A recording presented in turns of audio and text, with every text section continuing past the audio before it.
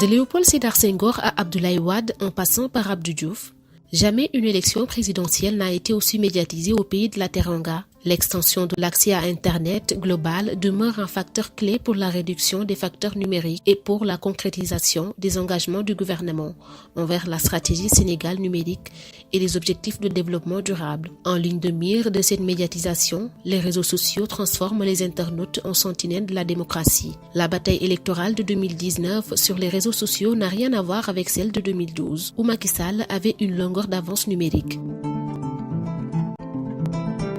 Facebook, Twitter, Instagram ou encore WhatsApp, les Sénégalais n'hésitent plus à interpeller les candidats. Dans un pays où près de 10 millions d'habitants sur une population estimée à 16 millions utilisent Internet, selon l'Agence de régulation des télécommunications et des postes du Sénégal, les 5 candidats ont massivement investi le champ numérique. Sur ce terrain, leurs militants s'affrontent à coups d'images, de sons et de courts textes, tandis que les citoyens non affiliés à des partis politiques y débattent et interpellent les candidats sur leur programme.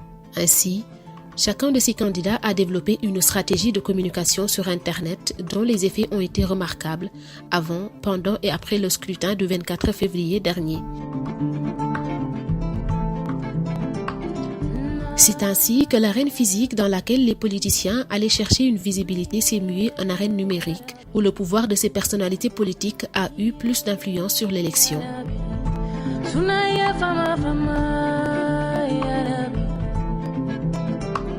Avec près de 4000 abonnés sur Facebook, 34 000 sur Instagram et une visibilité notoire sur YouTube, Ousmane Sonko, surnommé le candidat des réseaux sociaux, a su investir ce milieu très tôt, avec une aisance déconcertante bien avant l'année électorale. Mieux que tous les autres politiciens, il en maîtrise les codes et s'est forgé ces dernières années une base de sympathisants étendue et réactive, ce qui a joué un rôle prépondérant dans le verdict de ces élections.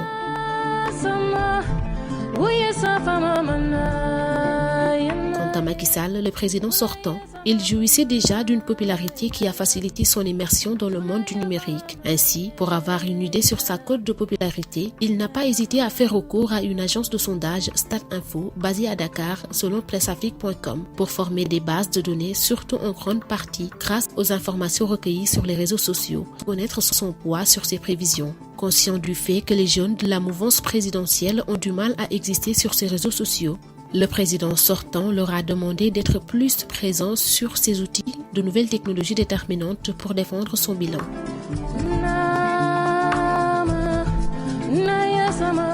Idrissa Seck est par contre un homme de terrain et adepte de l'arène physique, car c'est dans celui-ci qu'il s'est fait bonne presse. Mais vu l'importance des réseaux sociaux dans le jeu politique actuel, l'ancien Premier ministre n'a pas aussi lésiné sur les moyens pour se tailler une belle image dans l'arène numérique. C'est pour cette raison qu'il a déployé ses partisans pour qu'ils s'investissent davantage dans la proximité avec les populations qui se trouvent aujourd'hui dans les réseaux sociaux.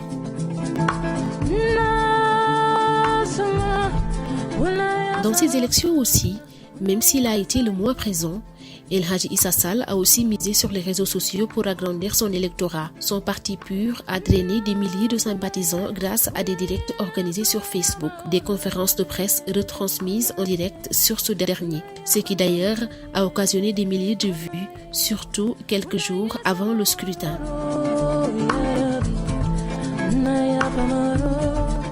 Il est sans doute le candidat qui a créé la surprise. En effet, c'est par le biais des réseaux sociaux que Maître Madické Niang, avocat de son État, a réussi à gagner la sympathie de milliers de Sénégalais. Il a aussi fait usage des outils numériques pour véhiculer son message, on ne peut plus comique, et qui sont par la suite devenus viraux et partagés des centaines de fois. Son discours considéré comme familier a été bien perçu par bon nombre de Sénégalais qui s'y retrouvent aisément. Pour quelqu'un que personne n'attendait, c'est alors grâce aux outils numériques qu'il a pu être présidentiable.